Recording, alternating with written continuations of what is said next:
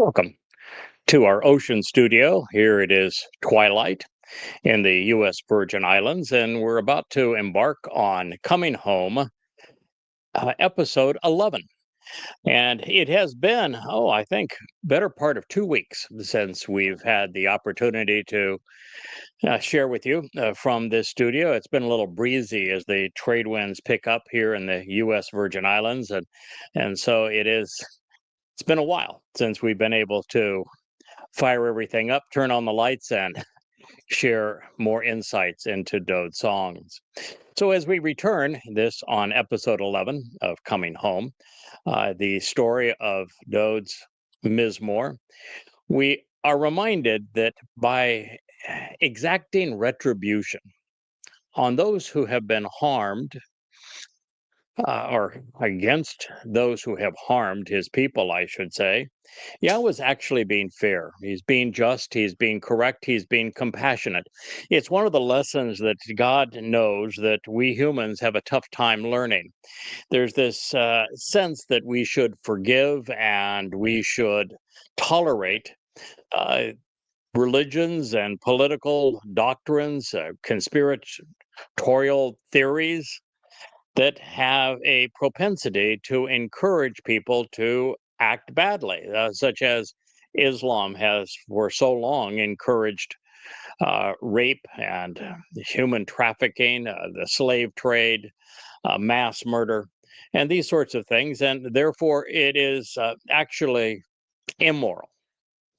And it isn't the least bit compassionate to tolerate or to encourage those doctrines which encourage abuse of God's people. And so God's setting the example for us here, and he's telling us that beyond even holding those who have perpetrated hateful crimes against his people accountable, there's also the matter of closure for the souls who were abused. They deserve justice. They deserve to know that those who abuse them are being punished and held accountable for their crimes.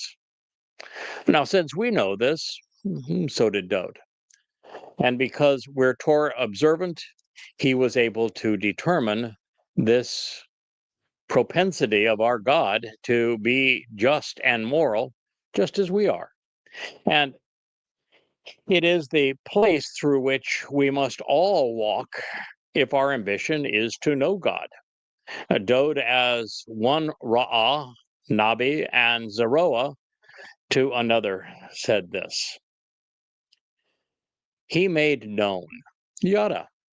He revealed, acknowledged, and made us aware such that we could become familiar with, disclosing so as to encourage understanding his ways to Moshe.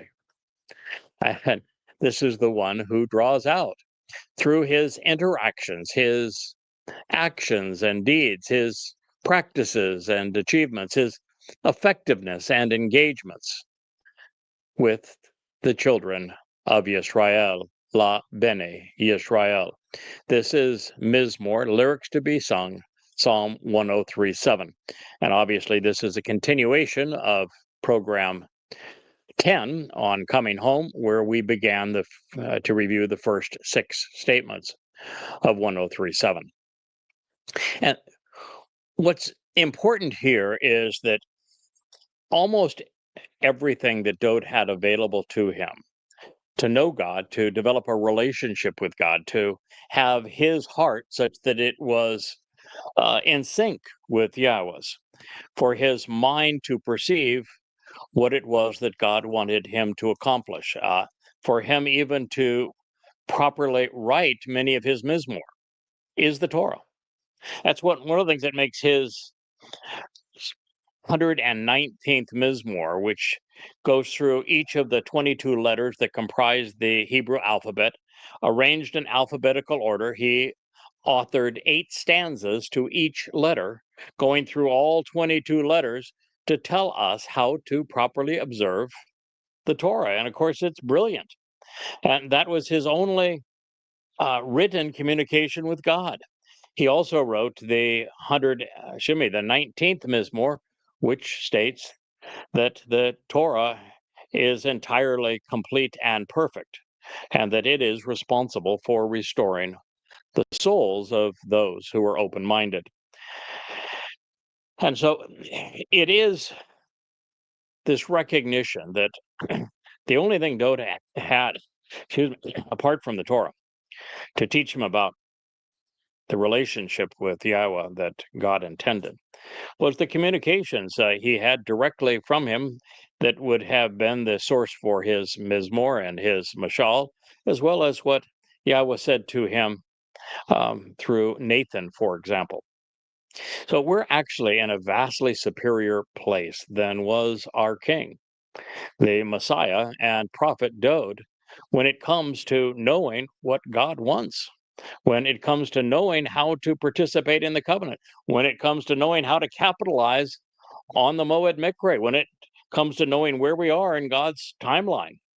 We're far better off because we not only have the Torah, we have all of the writings, we have Dode's Mizmor, we have his Mashal, we have the great prophets like Yashayah and Yirmiah and Hosea, Zechariah, Malachi, and on it goes, so that we are in a vastly superior place. And we also have the advantage, as we've been able to see so many of the prophecies fulfilled, and we're even able to understand the creation account and um, recognize that it is precisely accurate in the order of events and time.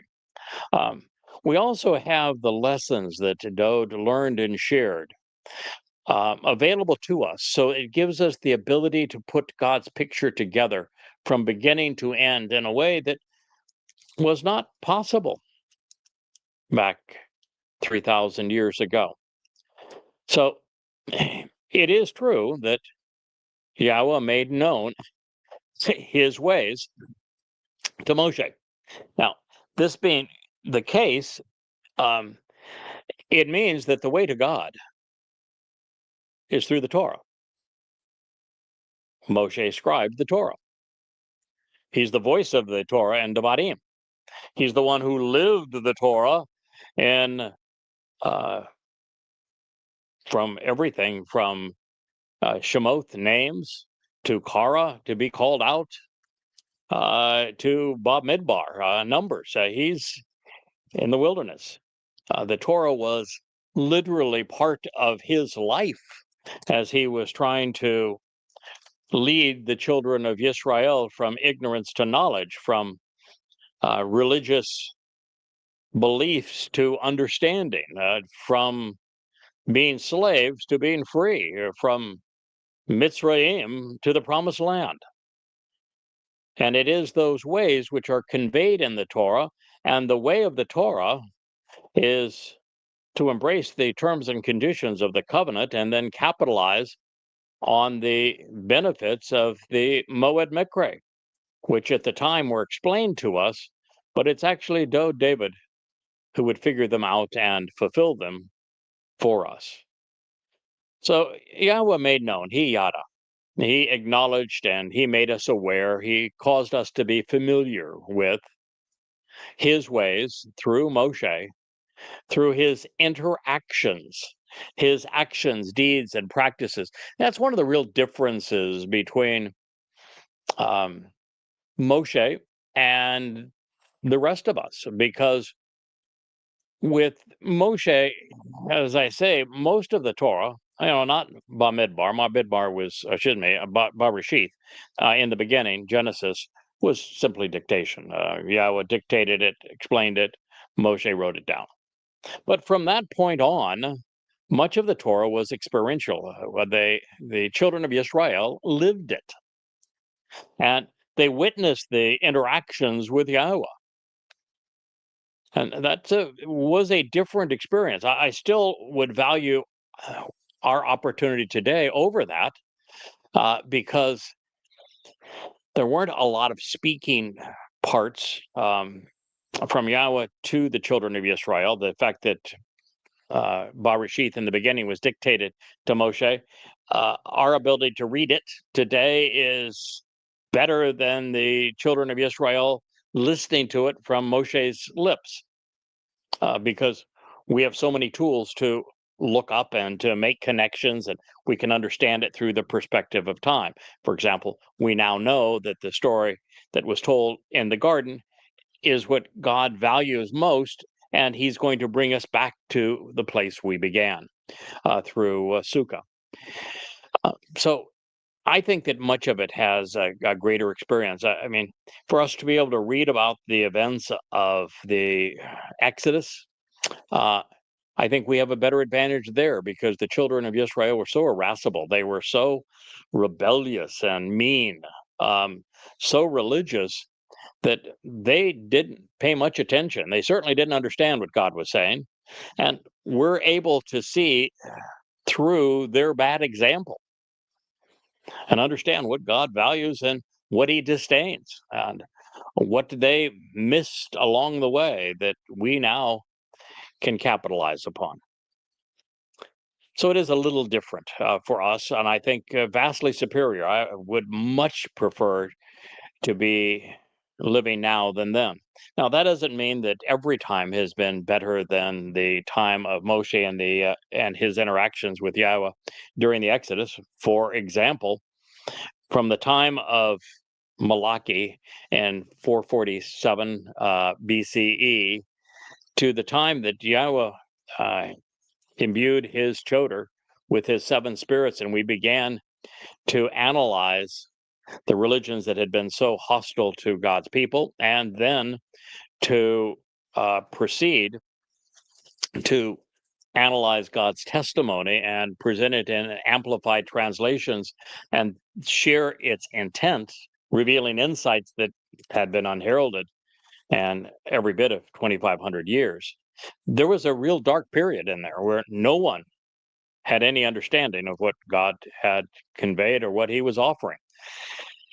And so that would have been a very dark period to be in. And Yahweh tried to resolve that problem, but he couldn't find anybody through whom to communicate. Now, going back to Dode's case, 100% of what he knew about God from a written perspective came by reading the Torah. And he was augmented with the visions of prophecies that he shared with us, and insights through the Spirit, which he wrote down on for our benefit, as well as revelations that Yahweh conveyed, for example, through Shamuel and through Nathan. So this is Mizmor, Psalm 107:3. Now Moshe, whose character is as exemplary really as anyone's, and his intellect was sublime, was as close to being an ideal implement as was likely ever lived. He wasn't perfect, however. He had his moments. When the children of Israel rebelled, which was often, he very seldom bowed his back, bellowed out that, stop it. You're wrong. You know you're wrong. You're embarrassing yourself. You're embarrassing me. You're embarrassing your God. Now, shut up, sit down, stop complaining, and listen. Very seldom. Almost every time that he was approached by recalcitrant children, he ran to the tent of the restoring testimony and did a faceplant. So that probably wasn't the best of all circumstances.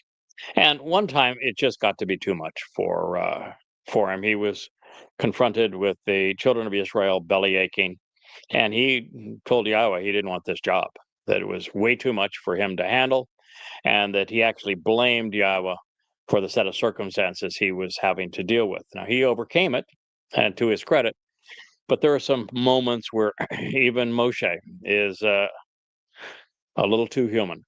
But it's God's style. There are no perfect people to work through, so he does his best work using flawed implements. I represent that statement, as one would say. Now, for the most part, however, Moshe was a man of character. He showed his sublime character when he was living in the lap of luxury as a son, really, in Pharaoh's household, and yet when he saw one of Pharaoh's taskmasters abusing a Hebrew, he spared the life of the Hebrew, risking his own. And a man that has that kind of courage, a man that has that kind of character, is really exceptional. So, in that way, I absolutely admire him, and I'm actually glad, not for Yahowah, but for me, that Dode had his times of melting down and moments of exasperation, because if he didn't, then I he'd say, "Oh, come on, I can't do this. I can't live up to that kind of a standard. I mean, you want too much from me as well." And when you can see that even Dode had his less than stellar moments, and so did Moshe, then you say, "Okay, God, those are tough sandals to fill, but I'm willing to go where you want me to go, recognizing that the people that you've used in the past have flaws just like me." It should make us all more comfortable jumping in and being part of the solution and working with God. So I think for the most part, Moshe was a pleasure for Yahowah to work with, especially when liberating his people from human religious and political oppression.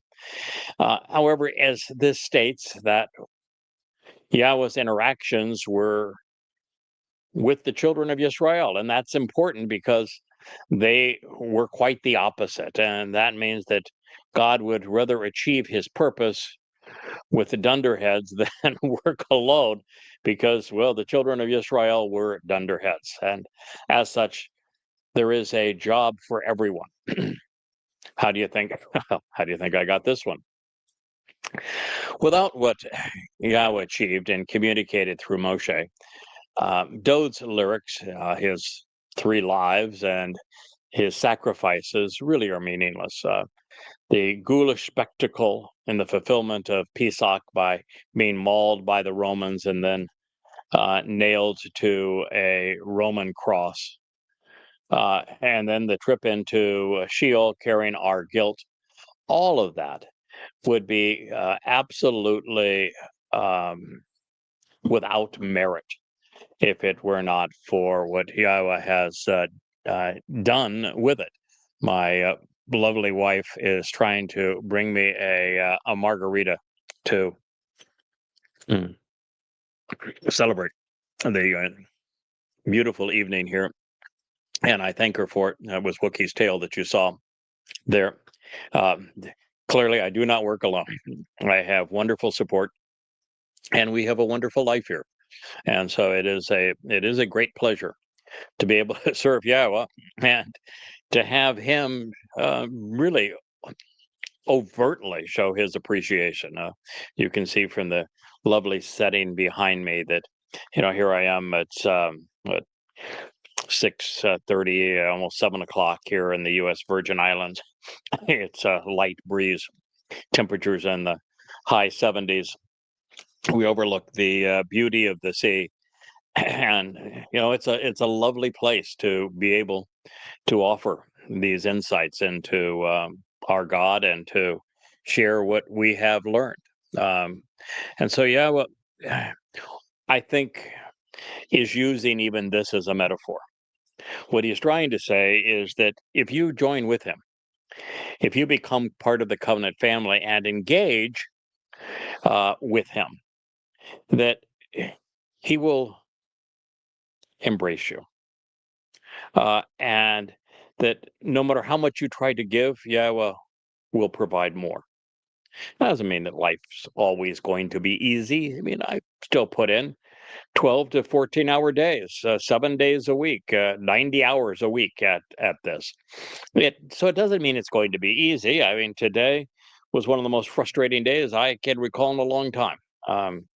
Pleasant on Facebook, miserable on X, as you just realize how incredibly difficult it is to communicate in the swamp of deception that has become that particular form of mass communication.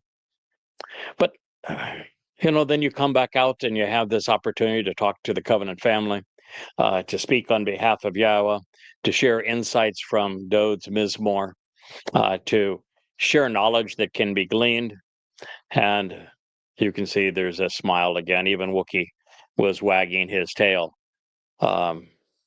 because it is a job where the rewards are infinitely beyond the sacrifices. But, clearly in Dode's case, we have to be mindful that while much of his life was highly rewarding, he was also under a lot of stress. But God's reward for Dode's faithfulness and volunteering to fulfill the sacrifices at great personal pain of Pesach and Matzah leading to Bikurim is something that, well, is so extraordinary that Dode is the firstborn of Yahowah, his chosen one.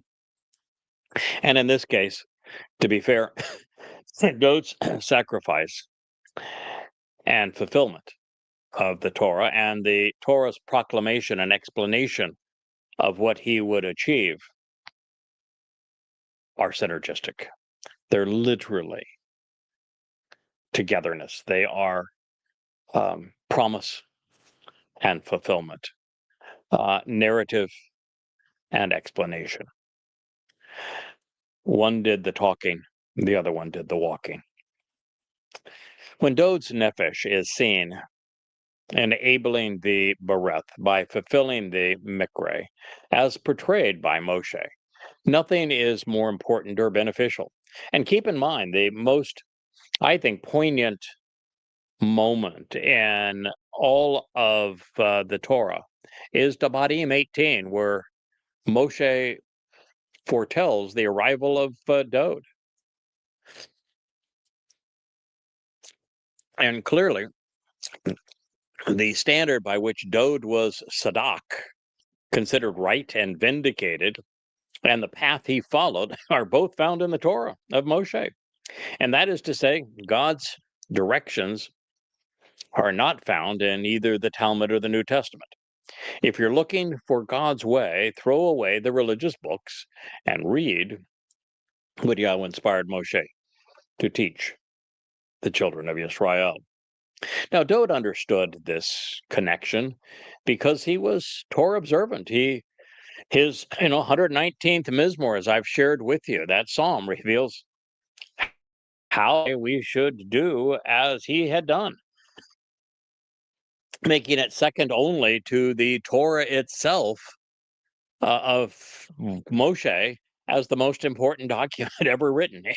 That and the 89th Mizmor, which are the lyrics Yahweh wrote to direct our attention to the achievements of the Messiah and Son of God. Now, if you'd like to read what its author had to say, well, you'll find it in an introduction to God.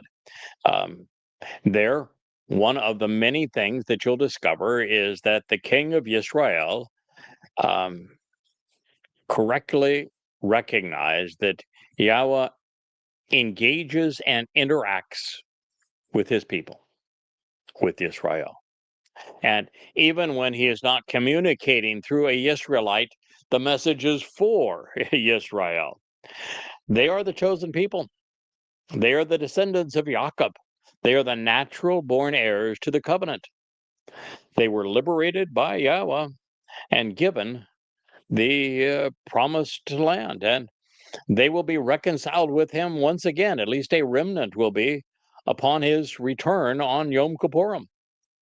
God's focus has been and will continue to be on his people, Israel, and that's never going to change. All you need to do is to look at what's said in Yirmiyah 31.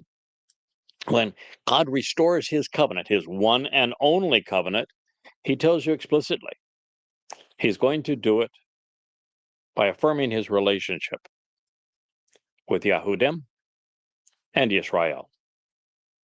He also tells you that while the affirmation of his covenant will be different in a way than was the experience that the children of Israel had with God's during the Exodus. That the difference is that during the Exodus, they were so irascible, so ignorant, so religious, God had to drag them out of Mitzrayim kicking and screaming. He says, I took you with a strong and firm, resolute hand. Or he usurped their free will. He just says, I don't really care if you want to have meltdowns. I don't care if you tell me that to shut up and go away. I don't care how many times you complain. My job is to get you out of slavery and Mitzrayim and fighting yourself the subjects of genocide to freedom in the promised land with the benefit of the Torah so that you can serve as my prophets and witnesses. And he did. But the difference is when the covenant is renewed with his people in between now really and 2033 on Yom Kippurim, which is the Day of Reconciliations, he is not going to spare the remnant of Yisrael with a firm hand. He's not going to usurp their free will. You're going to have to choose to come to Yahweh and embrace his name, accept the terms and conditions of the covenant by choice, and understand the purpose and attend and benefit from each of the Moed Mikra. So it is through the Torah and on behalf of his people that we find Yahweh. I still on X and other places are questioning, how do you know that Yahweh's name is pronounced Yahweh? Language has changed over time. It doesn't matter. It doesn't matter. It was written with 4 vowels.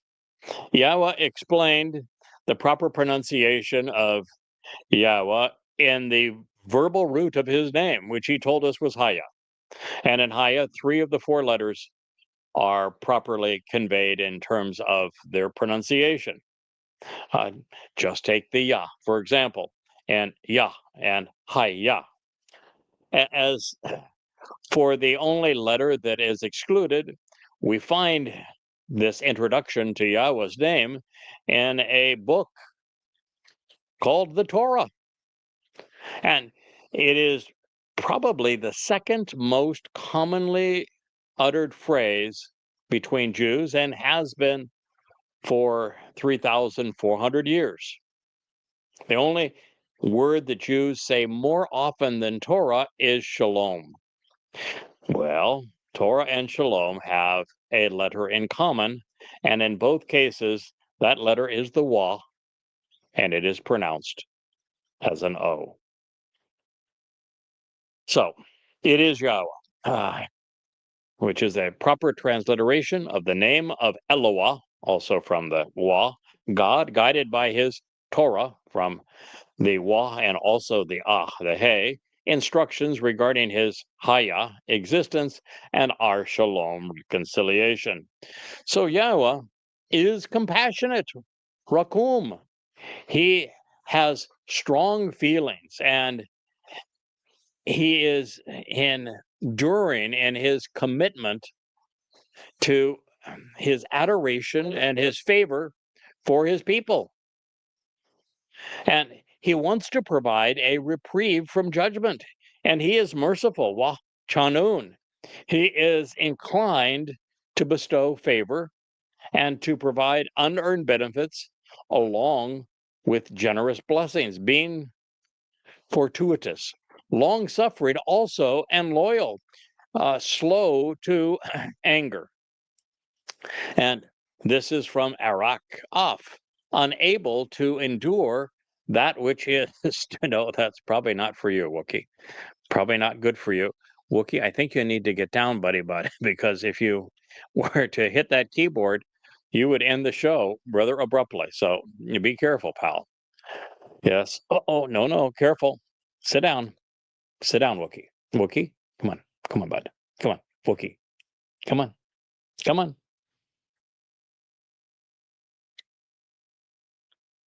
excuse me, Wookiees is famous for walking on keyboards, and if he walked on the keyboard of the laptop that is hidden beneath the camera, he would who knows what he would do to the live stream of this program.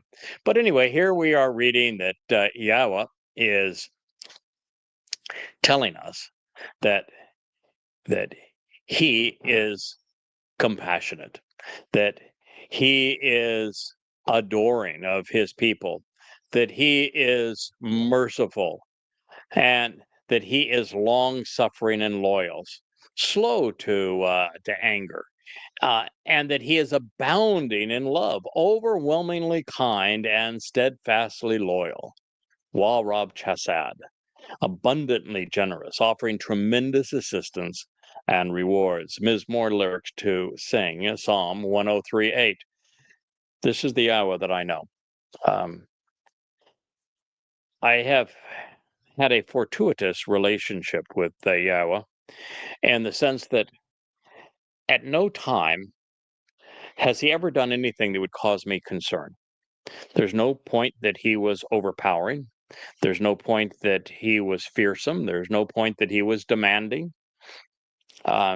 Yes, he sets very high expectations. And he will derive from us as much as we're capable of giving.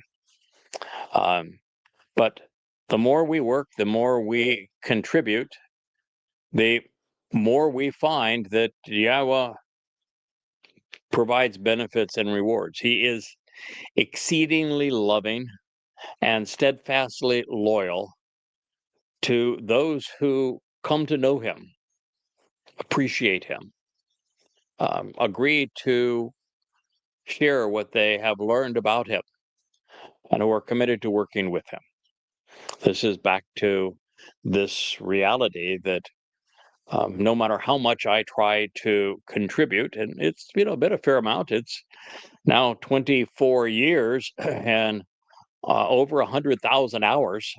Um, I work and have worked 90-hour weeks for all of this time on behalf of Yahweh's mission. But no matter how much I give, Yahweh is overwhelmingly more generous. And I only share this because I want you to know that Yahweh is consistent. What Doe just said about him was true of his relationship with Yahweh. It's true of my relationship with Yahweh. He has referenced the instructions he learned and the insights he gleaned from Moshe and the Torah. It is Moshe's experience with Yahweh. It is Yashayah's experience with Yahweh. Everyone that has chosen to devote their lives to what Yahweh is requesting of us finds God exactly this way. And so it is a message to you. Accept the terms of the covenant. There are 5 of them. Recognize how they're delivered through the Moed Mikre, particularly with Dode's fulfillment of Pesach, Matzah, and Makotim. And embrace Yahweh's name. Come to love his Son, our Messiah. Study his Torah and prophets.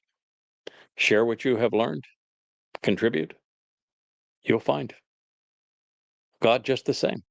Now, he is not going to lavish benefits causing you to win the lottery or live a pain-free life and find the perfect girlfriend or boyfriend or pass the next test or get a raise because you ask for it. Because he's not really interested in your prayers. And it's really only when what you want is what he wants that he will give you what you need, which should be what you want. You don't have to ask God to give you what he wants to provide. You just need to be in a position where what you're offering encourages God to provide what you need. So, this is the God that all of us who have come to know him, come to respect him, come to love him, have, enjoyed. As I said, my relationship with Yahweh is really very, very comfortable. I've just chosen, he has chosen to be very approachable, very kind, very um, uh, unbossy, if you will. Uh, he's the furthest from a Lord that you would have to fear. He's never once told me to obey him. He's never even had to tell me to listen to him because that's natural. He hasn't told me that. I mean, he will say on times, I want you to write this and focus on this, or share this and go from writing to speaking, or these kinds of things, and change the logo from a lion, for example, to this menorah. Um, he will convey things when I don't naturally pick up on them. Um, Most of what I learned from him, I find the same way that anyone could have determined it. Study his testimony, fall in love with his words, go where his words lead, make the connections needed to understand. Well, and to be completely honest, God would have to be this way to put up with the children of Israel and to put up with the likes of Moshe, Dode, and myself. We're flawed, but he doesn't see us that way. And it's a marvelous solution that he has when he had Dode carry all of our guilt and deposit it in Sheol, so that all Yahweh sees from us is our desire to serve. For him, it's all smiles. It's the best of all situations. And for most of the past 4,000 years, well, unfortunately, Yehudim have been on a prolonged timeout, and it's been for bad behavior. And I'm not sure they're any better off today, but yet God hasn't given up on them. He still wants to love them. If only they would get out of their own way and allow it. Stop erasing his name. Embrace it. Stop being religious and turn to the relationship. Stop trusting their IDF and their politicians and start relying on him. And that is why this statement, including Rakum, Chanun, and Chesed, along with the unique modification of Af, is so profoundly important.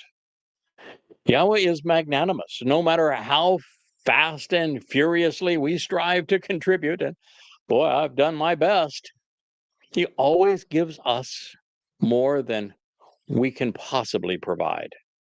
It is the nature, his nature really, to celebrate what we do together, such that he moves heaven and earth for those he dearly loves.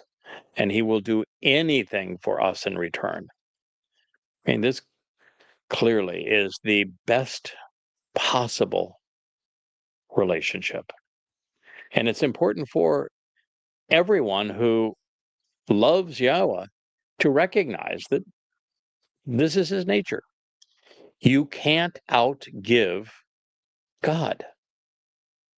No matter what you attempt to do, oh, he wants to do far more. Well, as you can see with my right hand, as I try to move the mouse and share with you more that is in this Mizmor, and I feel very comfortable, speaking extemporaneously about my relationship with Yahweh and what he wants you to know about him. But I'm not comfortable winging it when it comes to reading, correctly conveying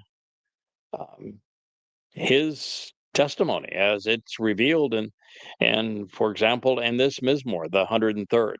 For that, I want to actually see what I invested hours upon hours translating in an amplified format so that you might know and appreciate the fullness of God's communication to us. And at this point, the um, laptop that I'm using, it has frozen. So the way I'd like to end this program, since God has spoken so much about, or Dode has really spoken so much about Yahweh's nature at this point, is by answering two questions. One is, what are the terms and conditions of the covenant? And what are its benefits? Since this is the way to receive Yahweh's favor. And those terms begin with a prerequisite, if you will. Call it the thumb on amongst the five. And the prerequisite is that we have to walk away from religion and politics. We have to walk away and distance ourselves from Babel. Now, this is not about geography. This is about attitude, our thinking, and what matters to us. And what God is saying here, I don't want you to be affiliated with politics or with nationalism or with patriotism or any religion of any kind. Those are hard stops.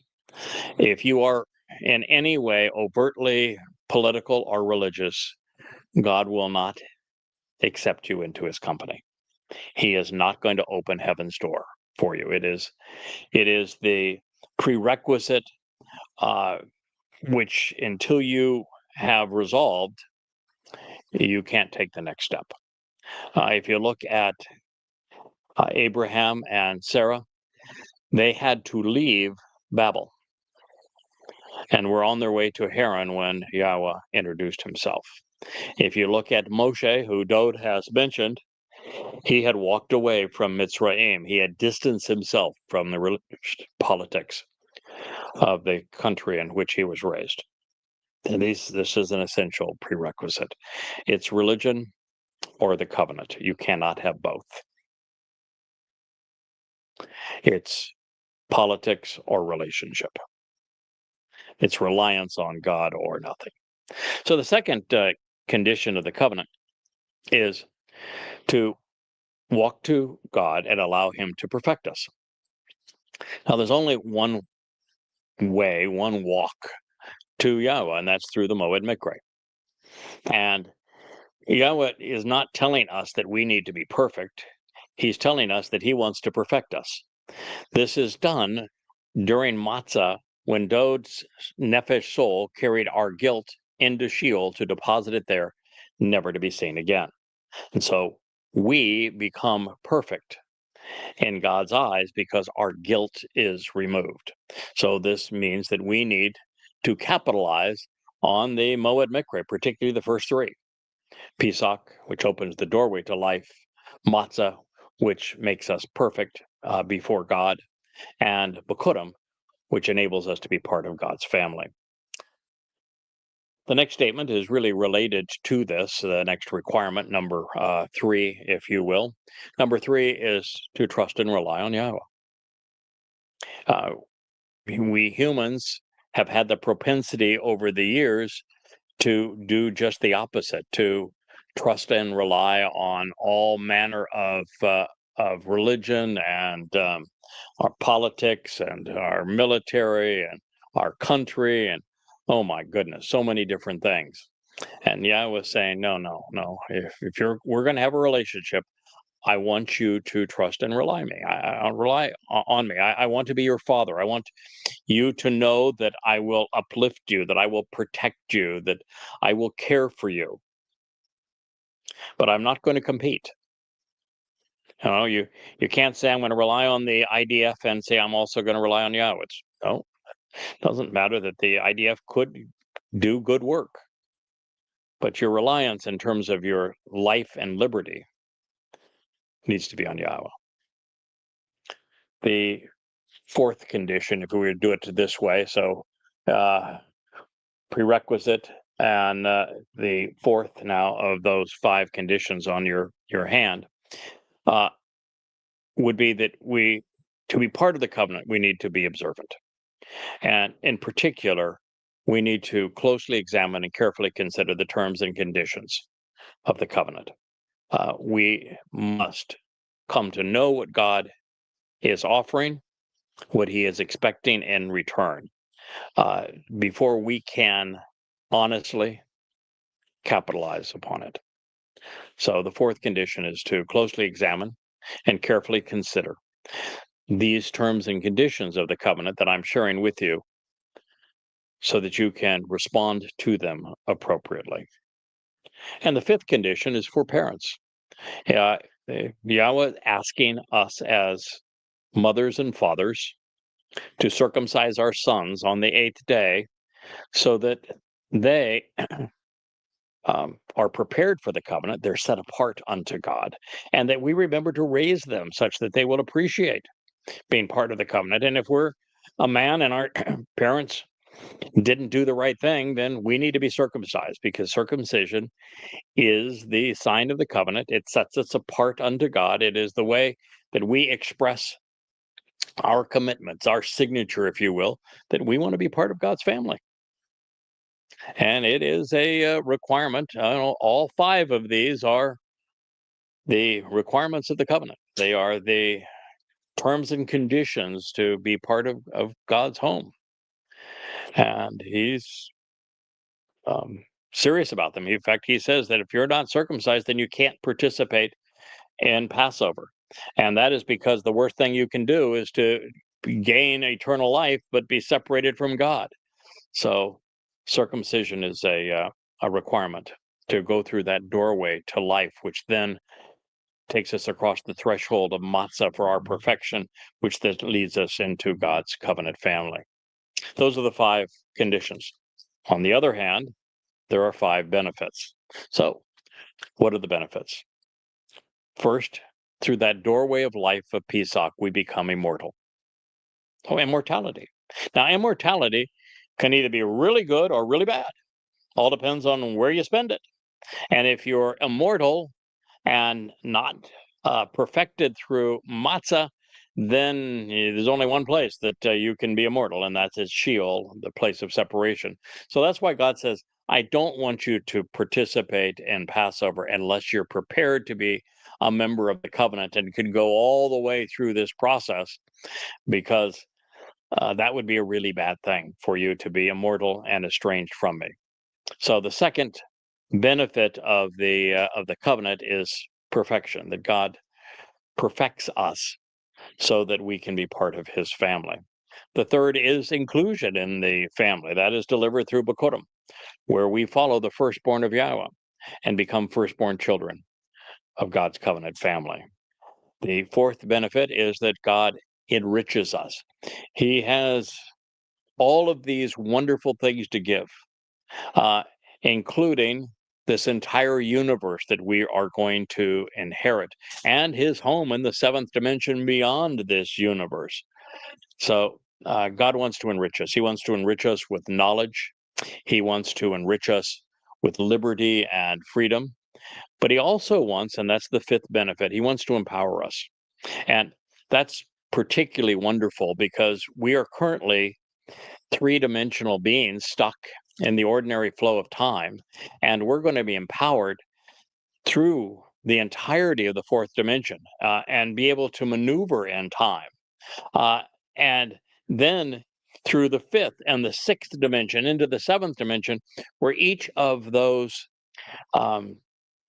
passages along the way provide an infinite increase in our empowerment and capability.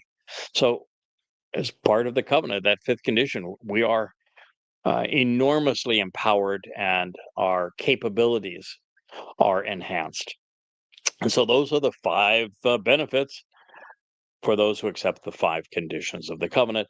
And as we've just determined, those five benefits are delivered through Dod's fulfillment of Pesach, Matzah, and Bikurim. And for those who are in a position where they have accepted the terms and conditions of the covenant, and they capitalize upon what Dod accomplished in Pesach, Matzah, and Bikurim, then you are prepared for the upcoming Shavua harvest. And you will be enriched and empowered tenfold, even a double portion of a tenfold enrichment and empowerment uh, as you are transformed from a physical being stuck in time and raised up to Yahweh in Shamaim. It is a exceedingly marvelous thing that our God is offering for all of us. And so those are the terms and conditions of the covenant, the benefits of them, how we are to capitalize upon them, and it provides an ideal place for us to conclude this program. As you can see, it's no longer twilight here in the U.S. Virgin Islands. We're now surrounded by the darkness of what is a moonless night. Um, we are about a week away from the celebration of Pesach Matzah and Bakurim this year, so we'll soon start a series of shows on it. So I thank you for putting up with me here in our ocean studio. It's good to be back. Cheers to one and all. May Yahweh bless. Thank you for listening.